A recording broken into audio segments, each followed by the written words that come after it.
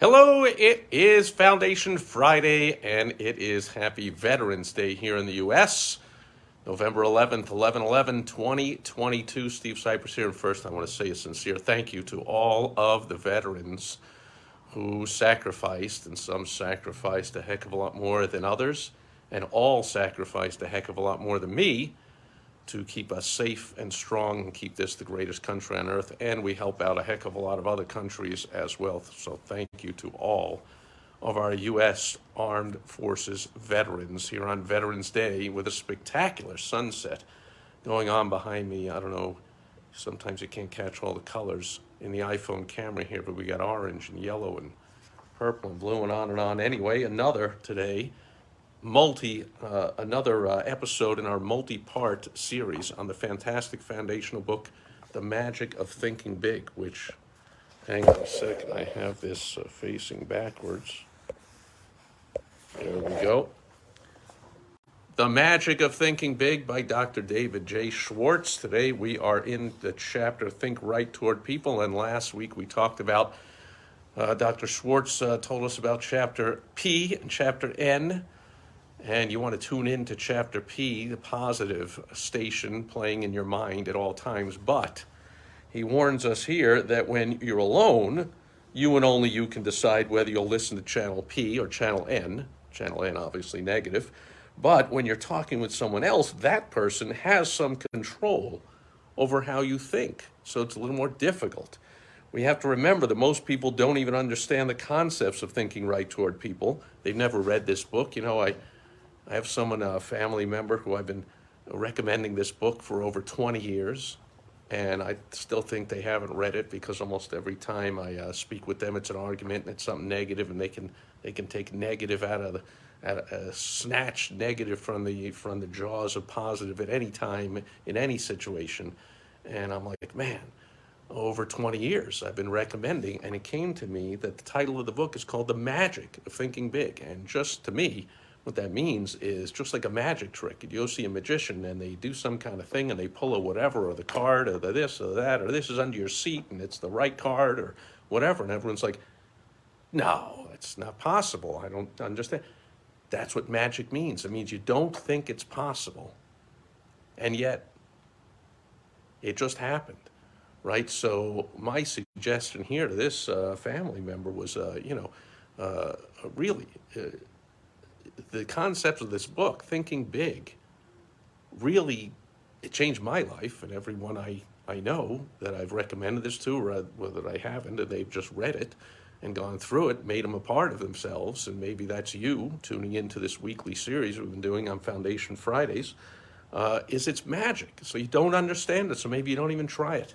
So maybe you're not going to even attempt to do what I'm going to share with you today from Dr. Schwartz, but I believe you'll find that it is magic, that, oh, you didn't believe it, and maybe you don't even understand it. But this stuff works, so I urge you to give it a shot. So here Dr. Schwartz says, look, it's a very common experience when people come rushing to you, just aching to say something negative about a person that you both know. Could be a coworker, could be a neighbor, could be a customer telling you about one of your competitors, and thoughts breed like thoughts. So there's real danger that if you listen to negative comments about another person, you too will go negative toward that person. In fact, if you're not on guard, you may actually find yourself adding fuel to the fire by saying things like, yes, and that's not all. Did you hear? Blah, blah, blah, blah, blah. Or, things like that. These things backfire. They boomerang. There are two ways to prevent other people from switching us from channel P to channel N. One way is to switch topics as quickly and quietly as possible with something like, pardon me, John, but while I think of it, I've been meaning to ask you, blah, blah, blah, just switch the topic. Or second way is to excuse yourself. Sorry, gee, I got to go. Just got a phone call. Got a text message. Just remembered I have to do something. Or, I just got a notification. I got to take this email. Or I got to take this call. Or whatever it is. Please excuse me, I got to go. So that's one way to stop that negativity from taking us over, okay? So the bottom line is make a forceful promise to yourself. Refuse to let others prejudice your thinking stay tuned to Channel P. Once you've mastered the technique of thinking only good thoughts about people, greater success is guaranteed. Again, sounds like magic. Hocus pocus. Woo woo. Frou frou. Sure. What do you mean? Just because I'm going to think positively towards people, success is guaranteed? Take it or leave it, believe it or not. My suggestion, give it a chance, give it a shot. And Dr. Schwartz then tells a story. I'll just tell you a story of what I believe is the hallmark of my record-setting success in my days as a consultant with the Yellow Pages, where I was one of, I don't know, hundreds and hundreds of reps in the company, and the company had been around for, I don't know, about, 80 years or 100 years or something at the time. And I broke all kinds of records. So unlike the other Yellow Page ad salesmen there, almost all of them were salespeople.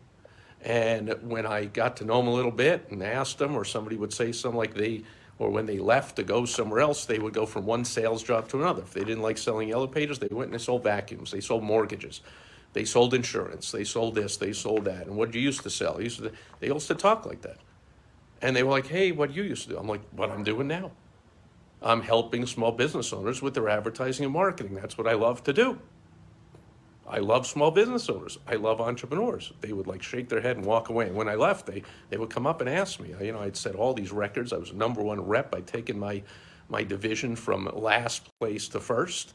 And everyone was like, hey, oh, he's leaving. Well, where are you going? Where are you going? And I finally, after a whole bunch of people asked me, I said, why is everyone asking me? Because we want to go with you, whatever's, wherever you're going, if it's better than this, like we want to go.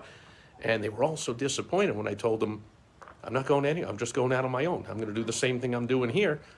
I'm going to continue to consult and help small business owners with their advertising and marketing. This is what I'm going to do. It's what I've done. It's what I do in my own businesses. What I do with my partners is what I'm going to do for small business owners. And, people also ask me about retirement. When are you going to? I don't ever see myself retire. This is what I love to do. What's your hobby? My hobby is helping small business owners with their advertising, marketing, and sales. It's just what I do. I love to do. I love small business owners. So I would hate when I came back to the office, man, it would steam me up. I come back to the office at the end of the day, and the reps are all gathered laughing and cackling and guffawing and telling their war stories of the day and their success. They're like, oh yeah, this guy I can't believe you got that guy to renew his ad. That looks like a sucky ad. I'm sure it gets no calls. He's like, yeah, the guy said it gets no calls, but I wingle wangle and I twist and I lied to him and I said this and I tried that and I did this and I did this and unbelievably he signed for another year. What an idiot, what a fool. And they're all high-fiving and steam must have been coming out of my ears. I mean, if I was a violent person or a bigger guy or something, I might have gone over and smashed him. But I was just steaming and shaking my head going, these people, if only the advertisers knew. That's what I thought. If only you knew, Mr. or Ms. Small Business Owner, what salespeople generally think of you, whether they're selling you supplies for your business, or they're selling you marketing services, or they're selling you anything at all, or they are prospective employees coming in and selling you on how good an employee they're going to be. They are selling you, and almost without exception, they don't like you. Which is why after employees get hired, they complain about the boss, about the company, about the job, about this. They never liked it. They told you, oh, I'd really love to work here. I really like the company. They're selling you on that. They don't really believe it. At some point, they're going to go somewhere else. That's just how almost everybody is. Same with all the suppliers and everybody selling you anything. So how I set myself apart, I believe, is I really love business owners, and I really cared. And I got all kinds of feedback like that all the time. People would say, man, when they wrote testimonials about me, and you can see these videos all over YouTube, still to this day, they must be up there. And they would always say things like, man, he's the first rep I ever found who really talked to me like he cared about my business. And he cared about my business as if it was his own.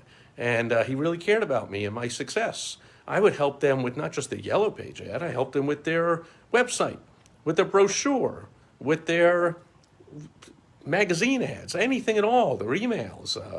I helped them with everything. Whether or not they renewed their Yellow Page ad or made it bigger or made it smaller or made it whatever. I always made it better. Whether they made it bigger or smaller, I made it better. So the phone would ring so they'd make more money. Maybe sometimes the phone had to ring less. They needed better prospects, not more prospects. But anyway, I really believe that shone through, that the advertisers felt that and knew that. How could they not?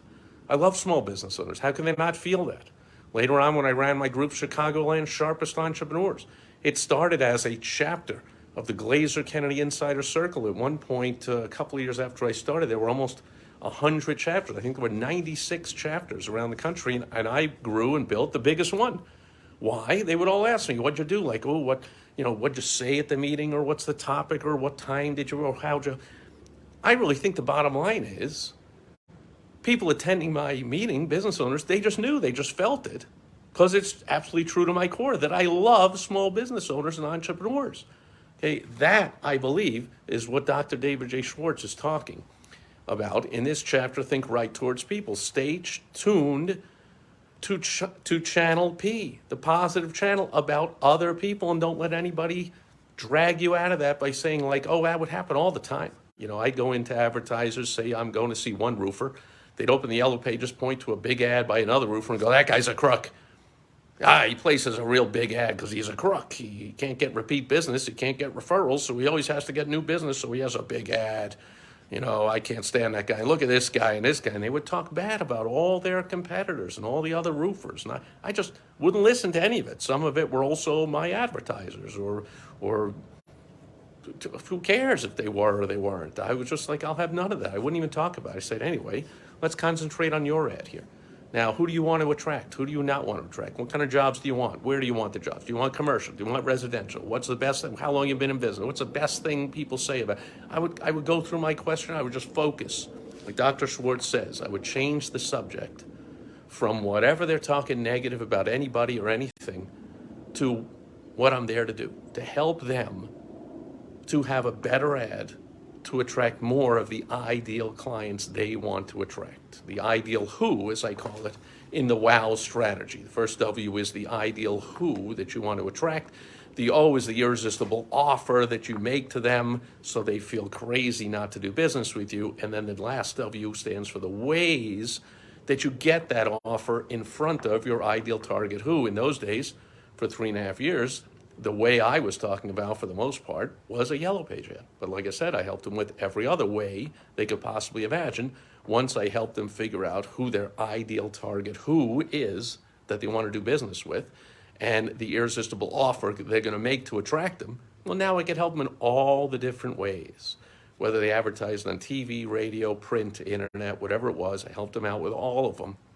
I believe that came through. I really sincerely was thinking right towards other people, and I cared about them. And as Dr. David J. Schwartz teaches us, that helps you to experience the magic of thinking big in that way. And that'll do it. For Foundation Friday, again, happy Veterans Day to all you veterans out there, and anybody else, if you see a veteran, hopefully, to me, every day is Veterans Day. I always thank veterans for their service whenever I see them. And at my age, I see a lot of them. Anyway, so that'll do it for Foundation Friday. I'll be back with you again tomorrow on social media Saturday. I will catch you then. Over and out. Bye-bye.